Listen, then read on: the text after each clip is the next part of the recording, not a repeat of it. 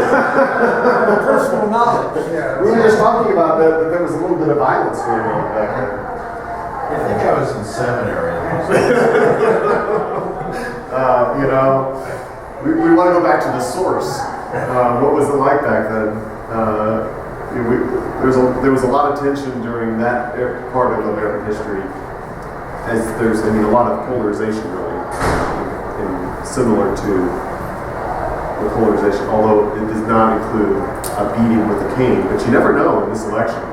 You want to. You know you're going to be sued. There could happen. So They didn't hack our election machines, whatever. there were no chads back then. They were not hacked in those days, not electronically. Not electronically. Well, I'm glad. I'm guessing that there might have been some subterfuge in the number of ballots put into the box, but I don't know that for sure. You would, but not me. Why don't we open with prayer? Almighty God, to whom we must account for all our powers and privileges, guide the people of the United States in the election of officials and representatives that, by faithful administration and wise laws, the rights of all may be protected and our nation be enabled to fulfill your purposes. Through Jesus Christ our Lord. Amen.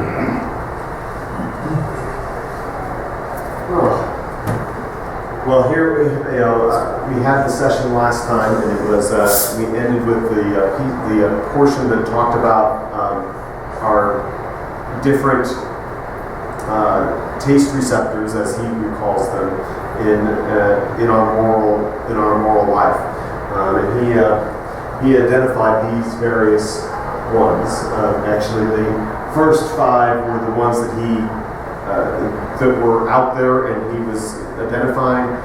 Later on, he added this liberty oppression one, which was helping to identify with what we call libertarians in this country, the people who their focus is all on want the government out of my life, and I want to have liberty to do what I want to do, and that is their total focus. And he didn't feel like it was really being caught up in the other moral strands that were above that. So, but then, we had the care harm and the fairness cheating, which are held high by all the different moral matrices, hold those as being important. There is, as Kim was saying, when you're in the more liberal side, those are the 2 that you think are the most important and the only ones that should be considered in your moral matrix. So that's playing out. Which 2? The top 2. And so this is dealing with, care harm is that people aren't being hurt, people aren't being beaten, and those kinds of things, that we're caring for the people around us in the sense of being nonviolent and those kinds of things. Bringing people up from that don't have very much, making sure that giving them food and shelter and those kinds of things. And the fairness cheating is, and we're going to talk about this as being today. What does fair mean? That is a complex word. Hello. Yeah, You coming in? yeah, walking over, we're coming. So this is from the book. This chart is from the book, and it gives you a little bit of an idea of where those different. He's got 5 of them. So care, fairness, loyalty, authority, and sanctity, which are the 5 areas of the moral matrix. And then he has done, and you could take this test. It's online. And this was in 2011. 132,000 people had taken this online test, and they were self-identifying themselves as either, as very liberal, slightly liberal, moderate, all the way to very conservative. They were the people who took the test were identifying themselves in those ways, and then when they were taking the test, they were able to figure out on this chart which of these moral matrices were the most important to them. Now, if you see over here, as on the left side, is those who are very liberal or liberal, you can see that their sanctity, authority, and loyalty was pretty low on this chart. Where, on the other hand, their care and fairness quotient is very high. And then as you go to the right, so as you get to as Robert would say, on the right side over there, the very conservatives, they're actually thinking that all of them are, not exactly the same, but they are all generally in the same zone, about equally valued. And so that's where he's saying the issues are that we face is that when we're talking across this chasm that exists in this country between these two polarized sides, when we are passing over back and forth, we're not talking in the same language to people because they don't hold the same morals as being the most important in our lives. Now, is that consistent with those who've read the book? And so that's what we ended with last time, was kind of looking at how that plays out. And this is the chart that he had it up on there on his screen, but it did actually only had like 20,000 people on taking it. But now there's been 132,000 subjects in this particular rendition of this. And now there's even more. You can go online and you can see the chart before even more. This is actually from the book, which was published in 2012. So then we get around to this idea of, okay, what is fair? And this was a picture that was in the book it was actually in black and white in the book, but he went online, they have the same picture in color. So you can see that these two signs that were in protest, one of them was in Occupy Wall Street protest, which was on the left side, and then on the right side is from a Tea Party rally that was held here in Washington, D.C. Both of these are attacking or trying to touch on the fairness quotient, but they think of fairness in a different way. So you can say, march for the meek and weary, hungry and homeless, tax the wealthy, fair and square. So that's their, the Occupy Wall Street movement's idea of fair is based upon, we need to tax the wealthy because we need to bring the income disparities down to a range of a shorter range. So that's their idea of fairness. And then on the other side is the Tea Party rally, spread my work ethic, not my wealth. So they're saying, oh yes, we have worked hard. We've pulled ourselves up by the bootstraps. And so what you need to have is we need to pass on that ethic of work, not the money that I've already earned because I earned it. It's mine. And so it would be unfair for you to take that money from me because I made it and I've worked hard for it. Those are the different pieces. Now, I wanted to read a quote from here. I put the page numbers on there so that I wouldn't be struggling to find them. So, and this is from the book.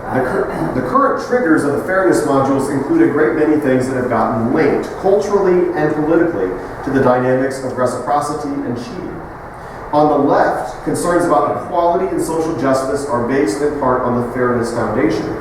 Wealthy and powerful groups are accused of gaining by exploiting those at the bottom while not paying their fair share of the tax burden. This is a major theme of the Occupy Wall Street movement, which I visited in October of 2011, which involved the sign on the left. On the right, the Tea Party movement is also very concerned about fairness. They see Democrats as socialists who take money from hardworking Americans and give it to lazy people, including those who receive welfare or unemployment benefits, and to illegal immigrants in the form of free health care and education. Everyone cares about fairness, but there are two major cons. On the left, fairness often implies equality, but on the right, it means proportionality.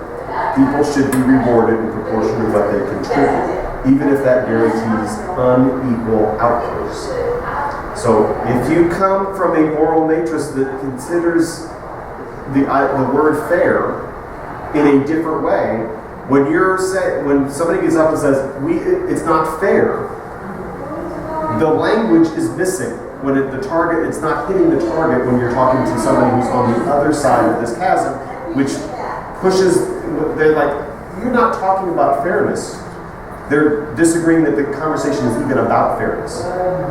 So that is going to play. I'm going to close this door because there's conversation going on. So that is the differences between fairness with these different groups. And so that is an important piece. Now I also wrote on here, page 212, and this is another quote that's going to help us understand this a little bit. Everyone left, right, and center cares about,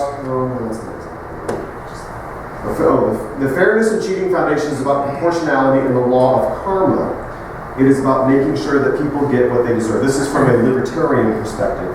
And do not get things that they do not deserve. Everyone left, right, and center cares about proportionality. Everyone gets angry when people take more than they deserve, but conservatives care more, and they rely on the fairness foundation more heavily once fairness is restricted to proportionality. So that is the quote I wanted to catch on is, everybody thinks proportionality is important. You should be getting, if you're going to, if you give more to work, you should be getting a proportion of that back. For those who are thinking it from a conservative mindset, they consider proportionality to be ultra important. And so that is, when you're thinking about these things, that's how it plays out. Does that make sense, Don? No. Can I ask one question? I'll work on it with you. What I find interesting about the left Yes. sign is it's making an inference that if you tax the wealthy, somehow you're going to get jobs from that. And I've never seen that always happens. Generally, the taxes go into more government issues, but not necessarily job-related. And on this side, you might say, well, I don't mind being taxed if I somewhat agree with where my taxes are going. But if I don't like the way government's going, So you're saying I see both sides. You see both sides of this. And I think there's an inference there that it's not. Yeah, I don't even know. Where did all the jobs go? Is up there in the top right corner. It's a separate issue, really, to the tax. But I think what they're saying is we're marching for the meek and weary, hungry and homeless. They want there to be a social safety net. Right, but that's not related to jobs, though, right? But are they assuming a job? They're assuming that if the wealthy were taxed at a higher rate, that there would be a safety net that would hold people up, give them the food and the wherewithal to be able to go out and find jobs and do that kind of things. And the economy would be better. That the government would help the economy boost the economy as a result of that. I think that's what they're inferring by this sign. They're saying that Wall Street's sucking all the money for a few people, and the majority of people are not getting that same benefit. Yeah, I get that. It's just that I've never seen taxes actually being in job development. It's possible. I'm trying to figure out the leap there. I think they're two very different things. One is how did they become weak and weary, hungry, and homeless? The jobs went away. Issue one. And maybe not anything to do with after the waiting line, issue two. Yeah. Tax. I didn't see jobs and taxes. So so the wavy line being that there's two different things being said by the sign, or the person who wrote the sign. Yeah. Another thing that you can see just by the nature of the sign, this one is printed on a piece of paper with somebody who's printed it with their own handwriting. And the one on the right has been printed at a print shop. It created jobs. So they're generating some jobs or something. So I mean, you can kind of see who is involved in these different movements. It's interesting as we what I'm going to label as the evangelical churches. They spend a lot of time in their churches talking about how people should manage their money. It's part of what they do in these churches is educate people on how to save, how to budget, what does credit look like, things that everybody should. Everybody should know these things, and unfortunately, a lot of people in this country do not know about how to manage their money in a way that's going to lead to having fruits when they, some financial literacy, but also having some kind of a nest egg at some point when they are in retirement. they're using this as they're passing on this money management techniques within their church community. It's part of what they educate, as what they would say their adult education hours are about. Generally, therefore, as a result of that, many of them have a foundation of a good monetary policy in their life that has led to them having the ability to go out and protest and do these kinds of things, saying, I want you to stay away from my cash, and I'm protecting it. So it feeds from a variety of different ways on how people live into this.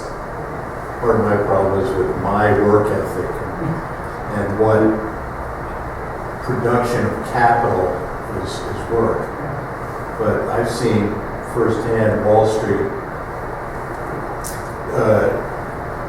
really controlling Congress on the issue of passive income, hedge fund type, where capital is not produced, and where they get the rate is the capital gains rate. Now, you don't want to get into the specifics of the tax code, I suppose, right now.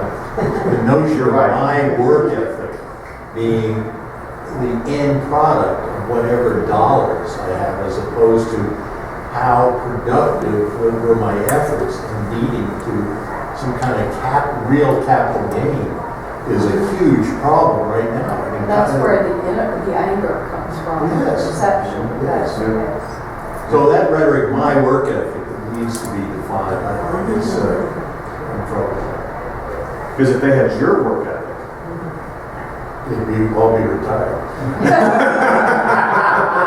I feel like a ditch digger certainly works hard, and gets, relatively nothing for his labors in comparison to. like a parliamentarian. Yeah. Or you worked your whole life for a company, and at the time that you retired, and the company's bought out, they collapsed their pension fund, and you earned Right. all those 30 years of dedicated service are out the window. Yeah. So somebody who's worked on a line, an assembly line, and they've worked expecting that there's going to be a pension provided at the end of that because that's what they were promised, and then it's not there, so it falls out, and they're on this chart. They're saying, you know what? I worked hard.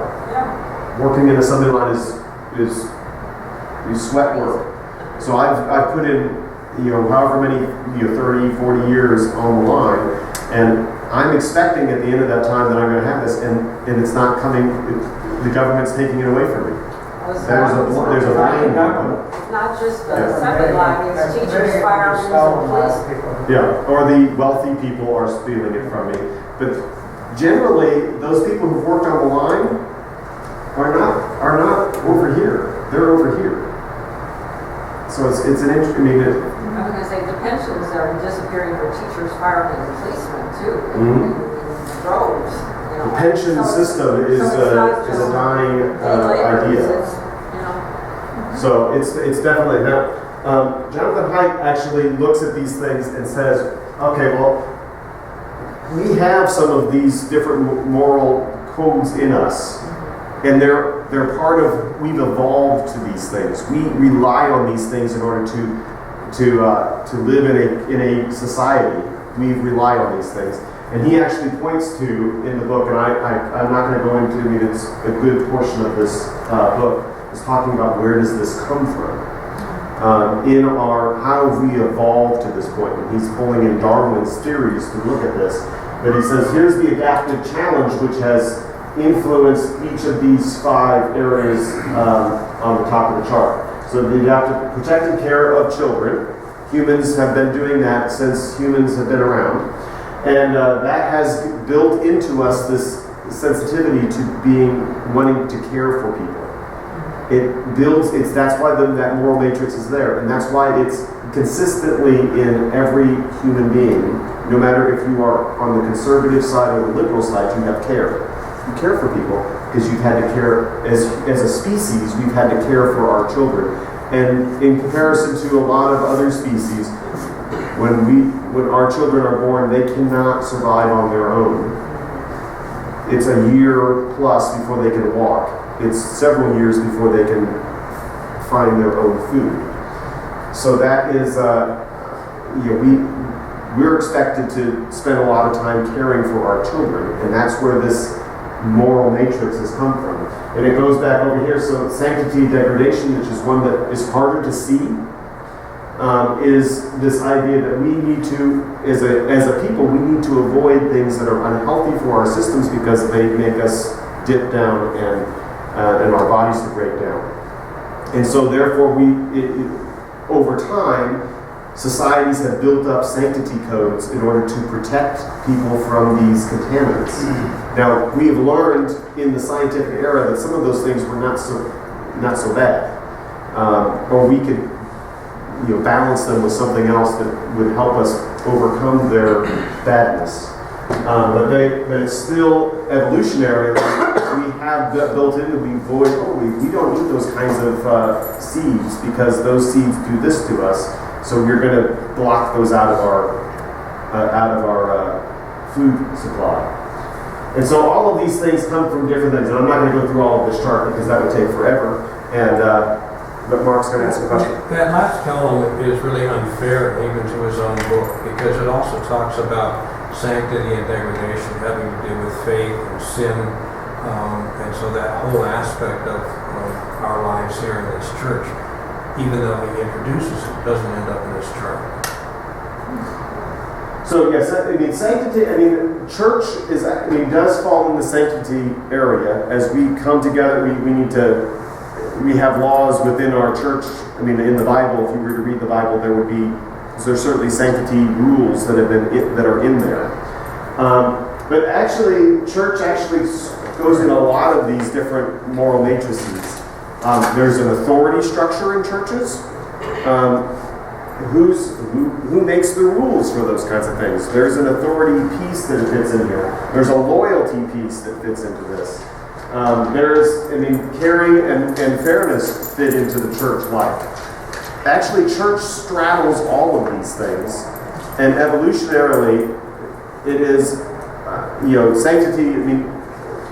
You think of sanctity as being church-related because, of course, we're sanctimonious. But that is, it's not the only moral column that has something to do with church. Would you agree with that? I would say so, although actually he goes through a description of what sanctity is and he includes the church in that column. Yeah. So it doesn't end up there, though I would agree it touches the other. Yeah. And we're going to talk, in the last session, we're going to talk specifically about religion as the construct. He spends a good chapter plus of the book talking about religious practices, which it's interesting because he comes to it and he says, I was a secular Jew. I didn't think that religion had any value. And then he found that, oh yes, this actually does have some value.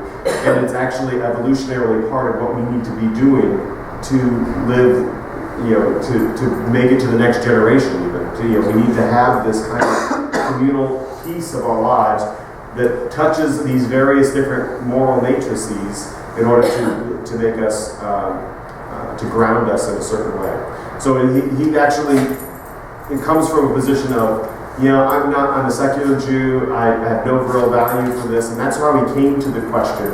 And then he started seeing some of the values. Not that, he says, I value it. He may not have jumped right in and become a religious zealot, but he was moving along that way to understand how valuable religion is for the species of humans. Can I ask you about current triggers? Yeah. Are those things that bind us together? These are the things that remind us of the evolution of these of the adaptive challenges. So he was pointing out, for instance, in the care harm, he's looking at when we see pictures of baby seals or cute cartoon characters, we are reminded of our care for infants, and how that they remind us of those kinds of things. The same thing is true for loyalty and the loyalty column. Sports teams, where we have Ohio. Wolfie. It's quite a Louis. Now, sports teams and their nationality remind us of this loyalty that we need to have for how do we live in society.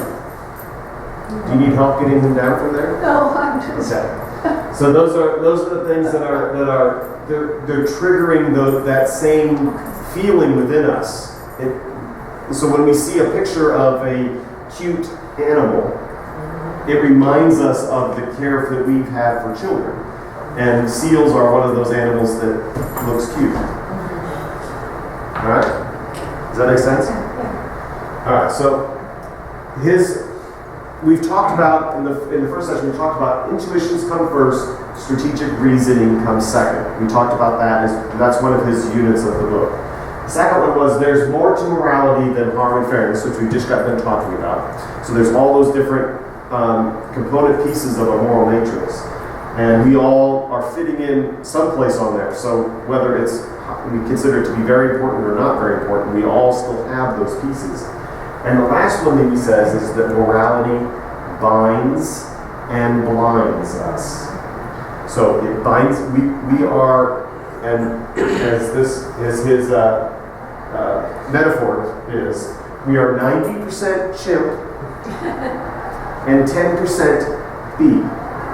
Now what that means is that 90% of our life, or the way we live our lives, is for ourselves. We're thinking about how do I survive? Or the people that are, if you're caring for a child, how does my family unit survive? So you're thinking along those lines. 10% of the time we make a leap to being a part of a larger cohesive unit. And that's when we become like bees. Now bees and termites and ants and things like that all come from the same queen. And they are set up so that they work together seamlessly. So we have a little bit of that in us, and there are times when we make the transition to being in a unit in which we all bind together. For instance, in this country, around World War II, the entire country became one nation. Unum. E pluribus unum. We became one because we had one common thing to solve. Yes. That is an example that most people can see historically as being when people were working. People gave up everything. They joined the army. If you were a young man, you went to work in the factories. If you were a young woman, people changed their lives for a common purpose. So that was a transition from being I'm worried about myself to I need to do something for a team. There's also part of survival in that. There was a survival instinct. It was built in, and that's where we make that leap. That's a big scale. There's smaller scale examples of that. So you're part of a work team that's working on a certain project, and it might be, for instance, it's easier to see like in a campaign that you're working on, and your team becomes so synergistic that you remember it 50 years from now. I remember when I was on Lyndon Johnson's campaign or something like that. You can think back to that moment where you were with a team of people and you have a relationship because of that. It can go back to colleges. I remember my class of people from this or high school or whatever. I remember this group of people because we shared the same experience and we solved a problem, or we faced an issue, or we made it through a difficult time together. And so that's where this B portion of us exists. And it comes alive on various occasions. So September 11th, 2001, a switch went on, and boy, partisanship just dropped away. And we became Americans. But the 10% B metaphor almost implies blind obedience. I think it kind of blinds you. So even if you could look at it from another perspective, because you could say that Germans in the same era that we were uniting in World War II they were united over a certain common interest, and they were swayed with this. They went with the group along this path. Now, there were certainly some people who were making those choices, but the majority of people were just going. And that would not necessarily be a positive. I would just point out that they focused heavily on those last three elements: loyalty, authority, and disgust. Yes. Yeah. Oh, yeah. They were able to do the things that they did because they used the terms of disgust for entire different groups of people. That's right. So we are, so this group of people is and that group of people over there is bad, and we need to ship them off. And so that is, I mean, he's not saying that it's all. The B portion of us is not always positive. It could be positive, but sometimes it may actually be a negative. We could follow into a beehive, which is negative. So that plays into that. Now, here is this quote that he has, and we are homo duplex, and this is the definition of that. We live most of our lives in the ordinary, profane world, but we achieve our greatest joys in those brief moments of transit to the sacred world, in which we become simply a part of the whole. So that's what we actually, when we reunited with a larger group, is when we feel the joys of being in life, and that is on page 283. I didn't know if that was looking that up, but that is where the quote is. And this is the idea is that we have these two pieces that are running through us, and we do feel great joy. Now, again, you can use it, and it can be used by certain people to lead us down a bad trajectory as well. Now, so here is this, to give you just some schematics of this. The liberal moral matrix, the most sacred value, care for victims of oppression. Here is where a lot of the energy is. We're concerned for the homeless. We're concerned for people who are hungry. We're concerned for the people in Darfur. We're concerned for the people in Haiti. That is where care comes, and it's so important in the liberal moral matrix. Now, not that liberty oppression is not as important as well. Fairness cheating is important, but you can see that there's very little connection over here to loyalty, authority, and sanctity, and it's like, push it off. Libertarians, the liberty oppression piece is the strongest. The other ones, fairness, of course, is always there. Care and harm and other things, we don't need that. Just get out of my life. I can take care of myself. Everybody else should be able to take care of themselves. So that's they want liberty. Liberty above all.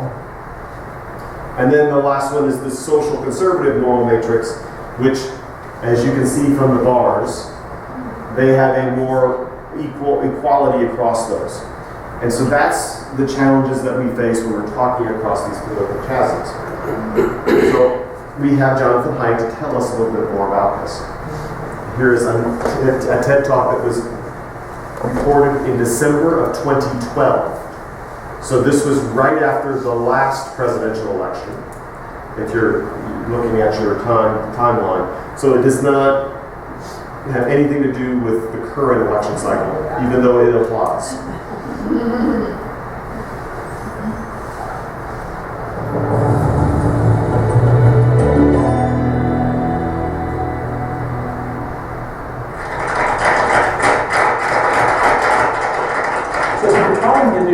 You've heard that there's a pack of giant asteroids headed for the United States, all scheduled to strike within the next 50 years.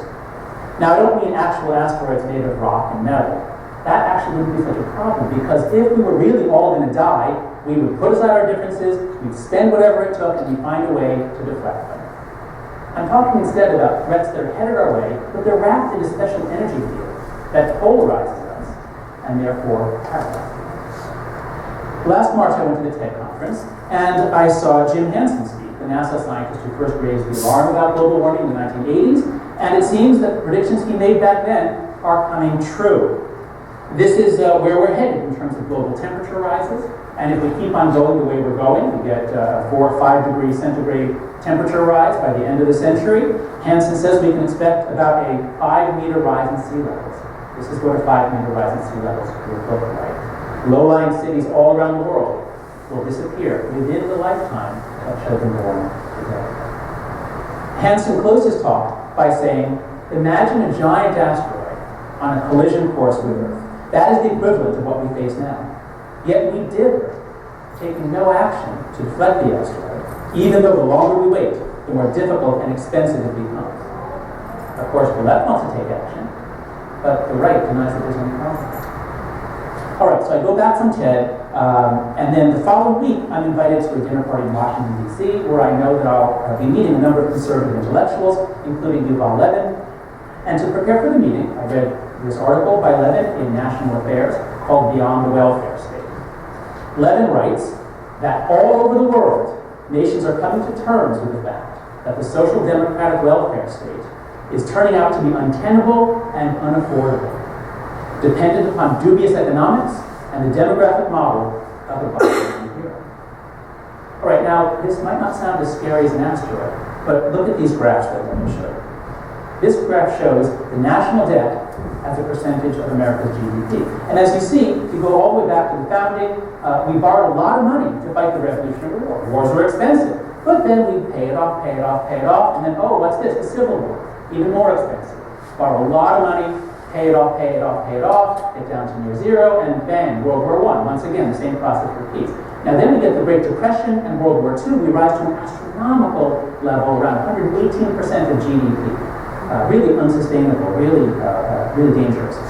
But pay it off, and then, what's this? Why has it been rising since the 70s? It's partly due to tax cuts that were unfunded, but it's due primarily to the rise of entitlement spending, especially in Medicaid. We're approaching the levels of indebtedness we had in World War II, and the baby boomers haven't even retired yet. And when they do, this is what will happen. This is data from the Congressional Budget Office showing its most realistic forecast of what will happen with current situations and expectations and trends are extended. All right, now, what you might notice is that these two graphs are actually identical. In terms of the X and Y axes, or in terms of the data they present, but in terms of their moral and political implications, they say the same thing. Let me translate for you. We are doomed unless we start acting now. What's wrong with you people on the other side, on the other party? Can't you see reality? If you won't help, then get the hell out of the way. We can deflect both of these asteroids. These problems are both technically solvable. Our problem and our tragedy is that in these hyper-partisan times, the mere fact that one side says, look, there's an asteroid, means that the other side's going to say, huh, what? No, I'm not even going to look up. No. To understand why this is happening to us and what we can do about it, we need to learn more about moral psychology. So, I'm a social psychologist and I study morality, and one of the most important principles of morality is that morality binds and blinds. It binds us into teams that circle around sacred values, but thereby makes us go blind to objective reality. Think of it like this. Large-scale cooperation is extremely rare on this planet. There are only a few species that can do it. That's a beehive, that's a termite mound, a giant termite mound. And when you find this in other animals, it's always the same story. They're always all siblings who are children of a single queen, so they're all in the same boat. They rise or fall, they live or die as one. There's only one species on the planet that can do this without kinship, and that, of course, is us. This is a reconstruction of ancient Babylon, and this is Tenochtitlan. Now, how did we do this? How did we go from being hunter-gatherers 10,000 years ago to building these gigantic cities in just a few thousand years? It's miraculous. And part of the explanation is this ability to circle around sacred values. As you see, temples and gods play a big role in all ancient civilizations. This is an image of Muslims circling the Kaaba in Mecca. It's a sacred rock. And when people circle something together, they unite, they can trust each other, they become one. It's as though you're moving an electrical wire through a magnetic field and it generates current. When people circle together, they generate a current. We love to circle around. We circle around flags, and then we can trust each other. We can fight as a team, as a unit. But even as morality binds people together into a unit, into a team, this circling blinds them. It causes them to distort reality. We begin separating everything into good versus evil. And that feels great. It feels really satisfying. But it is a gross distortion of reality. You can see the moral electromagnet operating in the U.S. Congress. This is a graph that shows the degree to which voting in Congress falls strictly along the left-right axis, that if you know how liberal or conservative someone is, you know exactly how they voted on all the major issues. And what you can see is that in the decades after the Civil War, Congress was extraordinarily polarized, as you would expect, about as high as can be. But then after World War I, things dropped, and we get this historically low level of polarization. This was a golden age of bipartisanship, at least in terms of the party's ability to work together and solve grand national problems. But in the 1980s and 90s, the electromagnet turns back on. Polarization rises. It used to be that conservatives and moderates and liberals could all work together in Congress. They could rearrange themselves, form bipartisan committees. But as the moral electromagnet got cranked up, the force field increased, Democrats and Republicans were pulled apart. It became much harder for them to socialize, much harder for them to cooperate. Retiring members nowadays say that it's become like gang warfare. Did anybody notice that in 2 of the 3 debates, Obama wore a blue tie and Romney wore a red tie? Do you know why they do this? It's so the Bloods and the Crips will know which The polarization is strongest among our political elites. Nobody doubts that this is happening in Washington. But for a while, there was some doubt as to whether it was happening among the people. Well, in the last 12 years, it's become much more apparent that it is. So look at this data. This is from the American National Election Survey. And what they do on that survey is they ask what's called a feeling thermometer rating. So how warm or cold do you feel about Native Americans, or the military, the Republican Party, the Democratic Party, all sorts of groups in American life. The blue line shows how warmly Democrats feel about Democrats, and they like them. Ratings in the 70s on a 100-point scale. Republicans like Republicans. That's not a surprise. But when you look at cross-party ratings, you find, well, that it's lower. But actually, when I first saw this data, I was surprised. That's actually not so bad. If you go back to the Carter and Reagan administrations, they were rating the other party 43, 45. It's not terrible. It drifts downwards very slightly. Now look what happens under George W. Bush and Obama. It plummets. Something is going on here. The moral electromagnet is turning back on, and nowadays, just very recently, Democrats really dislike Republicans. Republicans really dislike Democrats. We're changing. It's as though the moral electromagnet is affecting us too. It's like put out in the 2 oceans, and it's pulling the whole country apart, pulling left and right into their own territory, like the Bloods and the Crips. Now, there are many reasons why this is happening to us, and many of them we cannot reverse. We will never again have a political class that was forged by the experience of fighting together in World War II against a common enemy. We will never again have just 3 television networks, all of which are relatively centrist. And we will never again have a large group of conservative Southern Democrats and liberal Northern Republicans making it easy, making there be a lot of overlap for bipartisan cooperation. So for a lot of reasons, those decades after the Second World War were an historically anomalous time. We will never get back to those low levels of polarization, I believe. But there's a lot that we can do. There are dozens and dozens of reforms we can do that will make things better. Because a lot of our dysfunction can be traced directly to things that Congress did to itself in the 1990s that created a much more polarized and dysfunctional institution. These changes are detailed in many books. These are 2 that I strongly recommend. And they list a whole bunch of reforms. I'm just going to group them into 3 broad classes here. So if you think about this as a problem of a dysfunctional, hyper-polarized institution, well, the first step is do what you can so that fewer hyper-partisans get elected in the first place. When we have closed party primaries and only the most committed Republicans and Democrats are voting, you're nominating and selecting the most extreme hyper-partisans. So open primaries would make that problem much, much less severe. But the problem isn't primarily that we're electing bad people to Congress. From my experience, from what I've heard from congressional insiders, most of the people going to Congress are good, hard-working, intelligent people who really want to solve problems. But once they get there, they find that they are forced to play a game that rewards hyperpartisanship and that punishes independent thinking. You step out of line, you get punished. So there are a lot of reforms we can do that will counteract this. For example, the Citizens United ruling is a disaster because it means there's like a money gun aimed at your head. And if you step out of line, if you try to reach across the aisle, there's a ton of money waiting to be given to your opponent to make everybody think that you are a terrible person through negative advertising. But the third class of reform is that we've got to change the nature of social relationships in Congress. The politicians I've met are generally very extroverted, friendly, very socially skillful people. And that's the nature of politics. You've got to make relationships, make deals, you've got to cajole, please, flatter, you've got to use your personal skills. And that's the way politics has always worked. But beginning in the 1990s, first the House of Representatives changed its legislative calendar so that all business is basically done in the middle of the week. Nowadays, congressmen fly in on Tuesday morning, they do battle for 2 days, and they fly home Thursday afternoon. They don't move their families to the district, they don't meet each other's spouses or children. There's no more relationship. And trying to run Congress without human relationships is like trying to run a car without motor oil. Should we be surprised when the whole thing freezes up and descends into paralysis and polarization? A simple change to the legislative calendar, such as having business stretch out for 3 weeks, and then they get a week off to go home, that would change the fundamental relationships in Congress. So there's a lot we can do, but who's going to push them to do it? There are a number of groups that are working on this. No Labels and Common Cause, I think, have very good ideas for changes we need to do to make our democracy more responsive and our Congress more effective. But I'd like to supplement their work with a little psychological trick.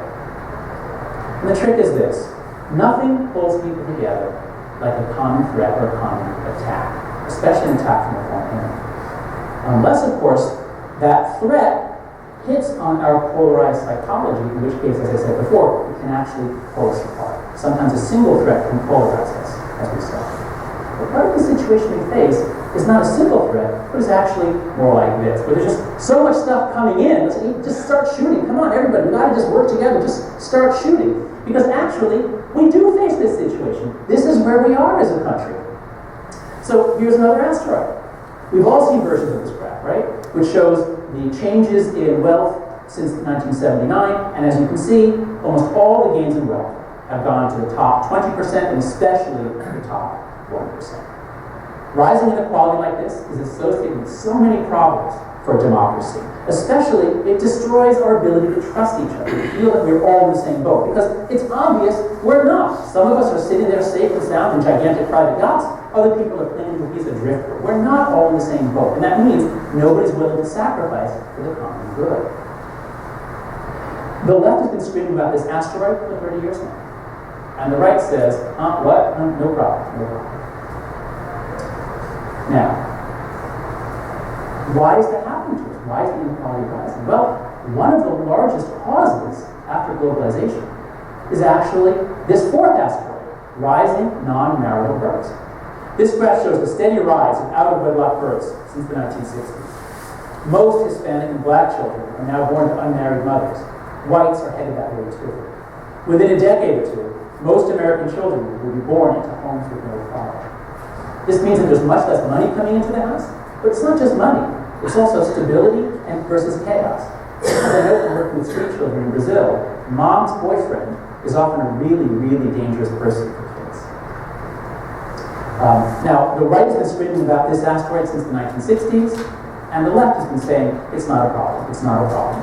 The left has been very reluctant to say that marriage is actually good for women and for children.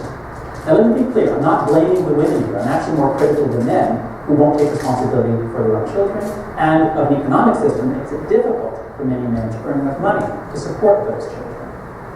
But even if you blame nobody, it still is a national problem, and one side has been more concerned about it than the other. The New York Times finally noticed this asteroid with a front page story last July, showing how the decline of marriage contributes to inequality. We're becoming a nation of just two classes. When Americans go to college and marry each other, they have very low divorce rates. They earn a lot of money, they invest that money in their kids, some of them become tiger mothers, the kids rise to their full potential, and the kids go on to become the top two lines in this graph. And then there's everybody else. The children who don't benefit from a stable marriage, who don't have as much invested in it, who don't grow up in a stable environment, and who go on to become the bottom three ones in that graph. So once again, we see that these two graphs are actually saying the same thing as before. We've got a problem, we've got to start working on this, we've got to do something. And what's wrong with you people that you don't see my threat? But if everybody could just take off their cars and blinders, we'd see that these two problems actually are best addressed together. Because if you really care about income inequality, you might want to talk to some evangelical Christian groups that are working on ways to promote marriage. But then you're going to run smack into the problem that women don't generally want to marry someone who doesn't have a job. So if you really care about strengthening families, you might want to talk to some liberal groups who are working on promoting educational equality, who are working on raising the minimum wage, who are working on finding ways to stop so many men from being sucked into the criminal justice system and taken out of the marriage market for their whole lives. So to conclude, there are at least 4 asteroids headed our way. How many of you can see all 4? Please raise your hand right now if you're willing to admit that all 4 of these are national problems. Please raise your hand. Okay, almost all of them.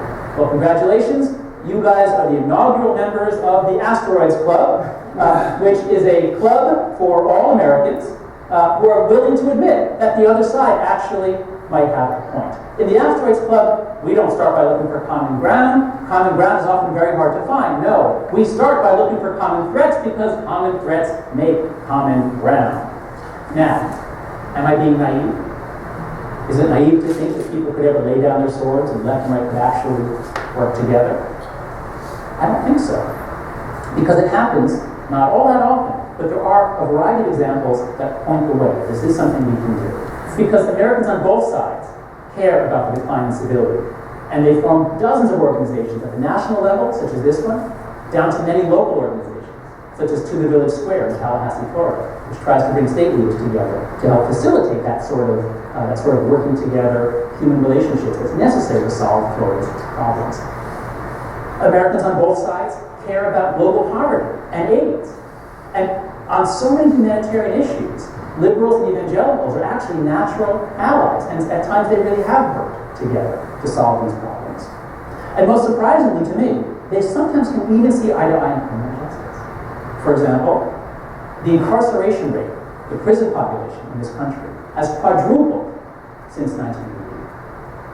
Now this is a social disaster, and liberals are very concerned about it. The Southern Poverty Law Center is often fighting the prison industrial complex, fighting to prevent a system that's just sucking in more and more poor young men. But are conservatives happy about this? Well, Grover Norquist isn't, because this system costs an unbelievable amount of money. And so, because the prison industrial complex is bankrupting our states and corroding our souls, groups of fiscal conservatives and Christian conservatives have come together to form a group called Right on Crime.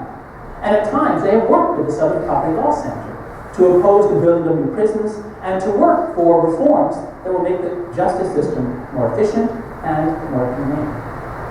So this is possible. We can do it.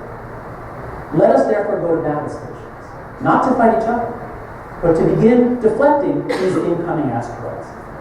And let our first mission be to press Congress to reform itself before it's too late for our nation. Thank you.